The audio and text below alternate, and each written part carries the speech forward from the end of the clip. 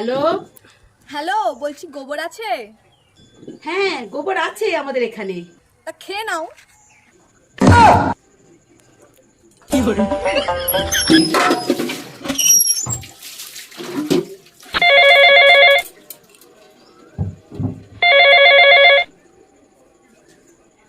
Hello. Hello, বলছি গোবর আছে? হ্যাঁ, গোবর আছে। তা খেয়ে নাও।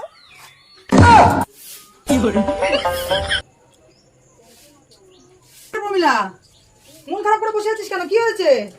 আর বলিস না, জানিস সকাল থেকে শোভনে একজন ফোন করছে, শুধু বলছে কি না গোবর আছে গোবর আছে, আর যখনই আমি বলছি হ্যাঁ আছে তখন এবার খেয়ে নে।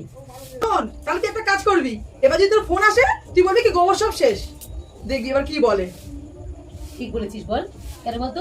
এবার যদি ফোন করে তাহলে বলবি কি না গোবর শেষ, তাহলে মনে হয় আর কোনোদিন ফোন করবে না, বুঝলি? এবার তাই করবো, তোর আইডিয়াটাই করবো দাঁড়া।